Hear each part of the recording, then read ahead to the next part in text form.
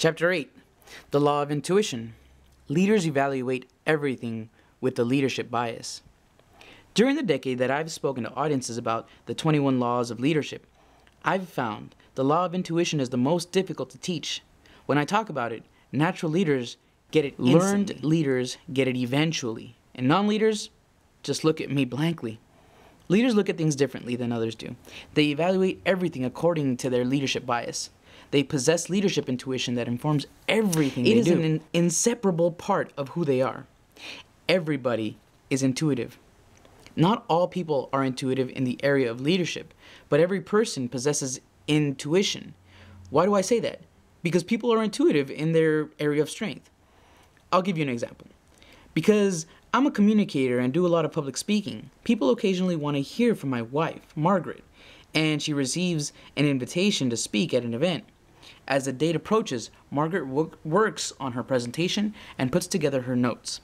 But we inevitably end up having a conversation something like this. "John, how do you think I should start?" she asks. "It depends." That's not much help. "Margaret, I'm not trying to be difficult. Every speaking situation is different." "Okay, but what would you do?" "Well, I'd go out and talk to many of the attendees before the event to try to get a feel for who they are. You know, just check out the room, and I'd listen to what the host said and to the people who spoke before me to get an idea of if I should play off something they said or that happened earlier. I'd find a way to really connect with the audience." "That doesn't help me," she answers in frustration. To be honest, her questions frustrate me as much as my answers frustrate her. I have a hard time explaining what I would do because communication is intuitive for me. It's one of my greatest strengths. Little box. People are intuitive in their area of strength. Turning the tables. I'm not picking on Margaret. She's more highly talented than I am in so many areas. To give you an idea, when I'm getting ready to speak at an event, pick out my clothes, I'm worthless. One of two things usually happens. I stand in the closet, paralyzed and drooling, totally incapable of figuring out what goes together. Or I pick something out, put it on, go into the bedroom, and Margaret says, "Oh, John, you're not gonna wear that, are you?" No, of course not," I answer. "What do you think I should wear?" At that, Margaret strolls into the closet and looks around for about 2 seconds. "I haven't seen you in this jacket, so how about this?" she says as she starts grabbing things. "And if you wear the shirt with this tie, it will really pop." She picks the slacks. I try to be helpful and pick out shoes. "No, you can't wear those shoes with this. Here, wear these and this belt." When I'm at the event, I hear compliments about how I'm dressed. So when I return home, I hang that whole outfit together in the closet because I know it goes together. Then the next time I get ready to leave for a speaking engagement, I put it on and walk confidently into the bedroom. Margaret says, "You can't wear that again." And off we go through the whole routine again.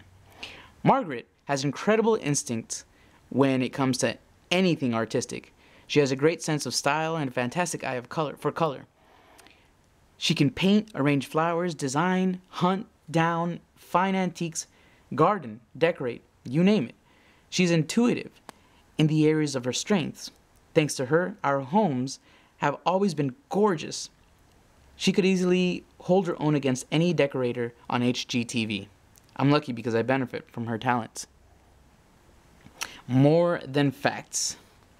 Intuition is so difficult to explain because it's not concrete. It doesn't rely on just empirical evidence. If you've ever seen reruns of the old shows Dragnet on TV Land, or if you're my age and saw them when new, you probably know the phrase Jack Webb made famous. Just the facts, ma'am. Just the facts. The law of intuition depends on so much more than just the facts. The law of intuition is based on facts plus instinct plus other intangible factors such as employee morale, organizational momentum, and relational dynamics. Colin Powell, retired Army General and former Secretary of State, provides a good explanation of the use of leadership intuition and its importance. He observes that many leaders have trouble if they desire to have an exhaustive amount of data or wait to have all their questions answered before making decisions. Powell says that his practice is to make a leadership decision after gathering only 40 to 60% of the information that can be obtained. And then he uses his experience to make up the difference. In other words, he bases his leadership decisions as much on intuition as on the facts. He relies on the law of intuition, and that often separates the great leaders from merely the good ones. Leadership is their bias. Good leaders see everything with the leadership bias, and as a result, they instinctively, almost automatically, know what to do when it comes to leading. Read and react instinct is evident in the best leaders. For example, consider the career of another former U.S. general, H. Norman Schwarzkopf. Time after time, he was assigned commands that others avoided, but he was able to turn the situation around as a result of his exceptional leadership, intuition, and ability to act. Leaders are often able to do similar things. When Schwarzkopf had been in the Army 17 years, he finally got his chance to command a battalion. It occurred in December 1969, during his second tour of Vietnam as a lieutenant colonel. The command, which nobody wanted, was the 1st Battalion of the 6th Infantry. The first of the 6th. But because the group had such a horrible reputation, it was nicknamed the worst of the 6th. Confirming this was the fact that as he took command, Schwarzkopf was told that the battalion had just flunked its annual inspection with an abysmal score. Only 16 out of a possible 100 points. He had only 30 days to whip his men into shape. Schwarzkopf was repeatedly able to turn bad situations around as a result of his exceptional leadership intuition. Seen through a leadership lens. After the change in command ceremony, Schwarzkopf met the outgoing commander. Before the man left, he told Schwarzkopf, "This is for you," handing him a bottle of scotch. "You're gonna need it." "Well, I hope you do better than I did. I tried to lead as best as I could, but this is a lousy battalion. It's got lousy morale. It's got a lousy mission. Good luck to you." Schwarzkopf anticipated a terrible situation, but it was even worse than he expected. His predecessor hadn't known the first thing about leadership. The man had never ventured outside the safety of the base camp to inspect his troops, and the results were appalling. The entire battalion was in chaos. The officers were indifferent. The most basic military security procedures weren't being followed, and soldiers were dying needlessly. The department commander was right. It was a lousy battalion with lousy morale, but he didn't realize that it was largely his fault. During the next few weeks, Schwarzkopf's leadership intuition kicked in, and he took action. He implemented procedures, retrained the troops, developed his leaders, and gave the men direction and a sense of purpose. When it was time for the 30-day inspection, they achieved a passing score, and the men started to think to themselves, "Hey, we can do it, right? We can be a success. We're not the worst of the 6th anymore." As a result, fewer men died, morale rose, and the battalion started to become effective in its mission. The battalion's turnaround was so strong that just a few months after Schwarzkopf took over, it was selected to perform more difficult missions, the kind that could be carried out only by a disciplined, well-led group with strong morale. Who you are determines what you see. How was Schwarzkopf to turn around this group of soldiers? The same way he overcame difficult assignments again and again. The law of intuition. Other officers had the same training and access to the same resources. And Schwarzkopf wasn't necessarily smarter than his counterparts either. What he brought to the table was strong leadership intuition. He saw everything with the leadership bias. Who you are dictates what you see. A scene from the movie The Great Outdoors illustrates this perfectly. In the movie, Chet, played by John Candy, is vacationing with his family at a small lake community in the woods. He is unexpectedly visited by his sister-in-law and her husband, Roman, played by Dan Aykroyd. As the two men sit on the porch of their cabin overlooking the lake and miles of beautiful forest, they start to talk. And Roman, a fast-talking wheeler-dealer, shares his vision with Chet. I'll tell you what I see when I look out there. I see the underdeveloped resources of northern Minnesota, Wisconsin, and Michigan.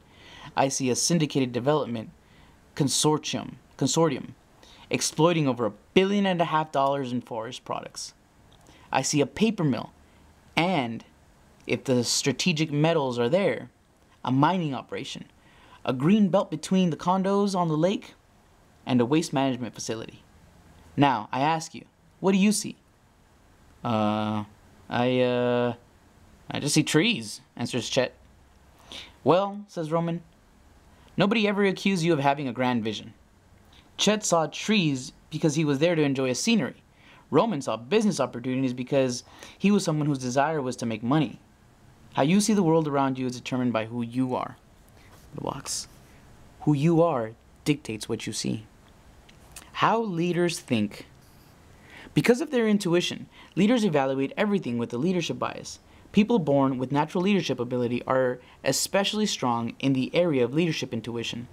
Others have to work hard to develop and hone it. But either way, intuition comes from two things: the combination of natural ability, which comes in a person's area of strength, and learned skills. It is an informed intuition, and it causes leadership issues to jump out to a leader in a way that they don't with others.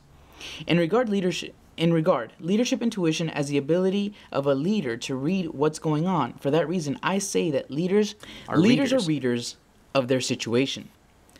Today, I wear many hats. I write, speak, mentor, and network. I also own 2 companies. Although I speak with the presidents of my companies on a weekly basis, they run the day-to-day operations, and I go to the office only occasionally. Recently, John Hull, the president and CEO of Equip, commented, "John, when you come into the office, you re-enter our world very easily." I thought that was an interesting choice of words, so I asked what he meant. "You're very aware of the atmosphere and environment," he explained. "You ask good questions and quickly fall in step with us on our journey. It's never awkward when you return to the office." As I reflected, I realized what he was describing as my use of leadership intuition. In all kinds of circumstances, leaders pick up on details that might elude others. They tune in to leadership dynamics. Many leaders describe this as an ability to smell things in their organization. They can sense people's attitudes. They're able to detect the chemistry of a team. They can tell when things are humming and when they're winding down or getting ready to grind to a halt. They don't need to sift through stats, read reports, or examine a balance sheet. They know the situation before they have all the facts. That's the result of their leadership intuition. Little box. Natural ability and learned skills create an informed intuition and makes leadership issues jump out at leaders. Leaders are readers of trends. Most followers are focused on their current work. They think in terms of task at hand, projects, or specific goals. That is as it should be. Most managers are concerned with efficiency and effectiveness. They often possess a broader view than employees, thinking in terms of weeks, months, or even years. But leaders take an even broader view. They look years, even decades ahead. Everything that happens around us does so in the context of a bigger picture. Leaders have the ability and responsibility to step back from what's happening at the moment and to discern not only where the organization has, but also where it's headed. Sometimes they can accomplish this through analysis, but often the best leaders sense it first and find data to explain it later. Their intuition tells them that something is happening, that conditions are changing, and that trouble or opportunity is coming. Leaders must always be a few steps ahead of their best people, or they're not really leading. They can do that only if they're able to read trends.